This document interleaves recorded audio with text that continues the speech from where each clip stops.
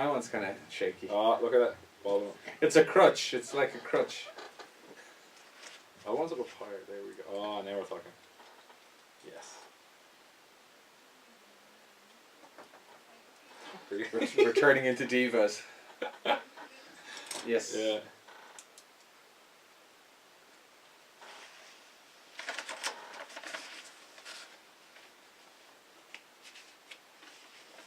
It's weird not to be hearing ads or news.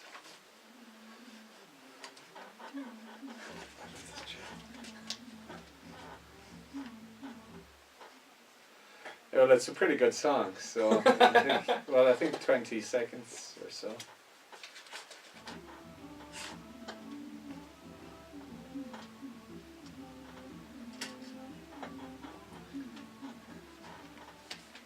Hello and welcome to this week's Laughter Tracks, and as always, let's go straight over to Dave for his weather news.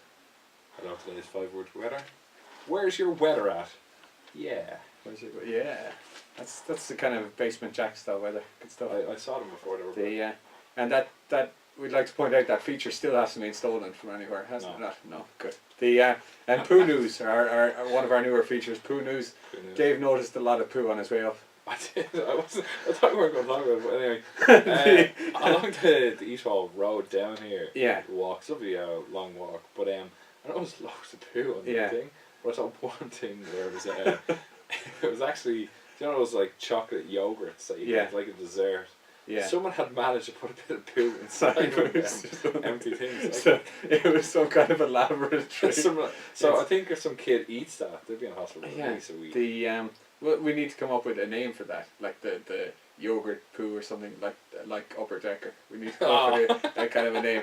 But it tied into one of my segments here, because in Germany apparently they're going to try and create a poo DNA type thing for dogs, so they can take a sample of dog poo and trace it back to the dog and do it. So if there's any dogs out there doing Upper Deckers, they'll be good.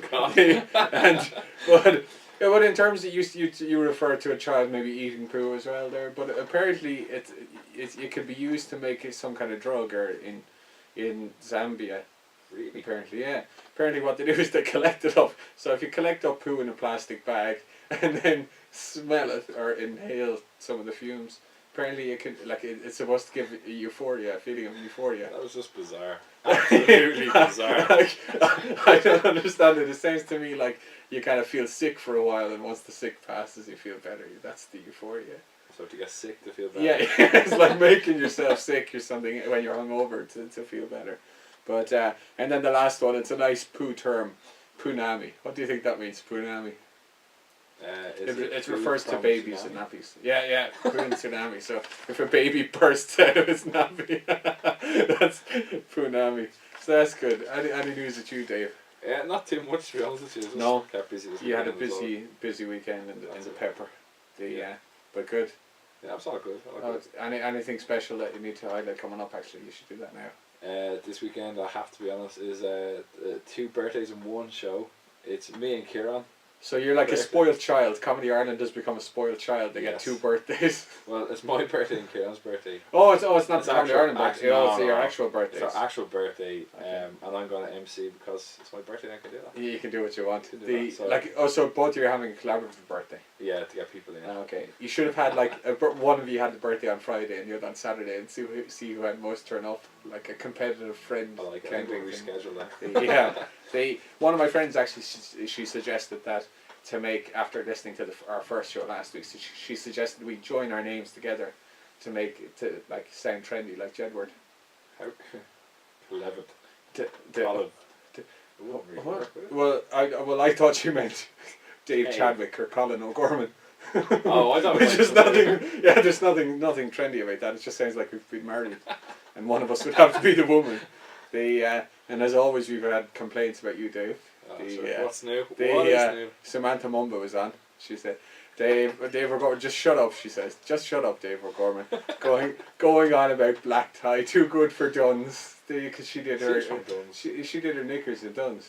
Yeah, I had nothing to do with that. So, yeah, but no, she's obviously rubbing it in. And then Michelle Smith, the Olympic swimmer, was calling you a disgrace. That's coming from Michelle's calling you, and that's coming from Michelle Smith. So thanks. So Michelle. So there you go. And then the other thing, because both myself and Dave have iPhones, because we're like it girls. That's it. That's effectively.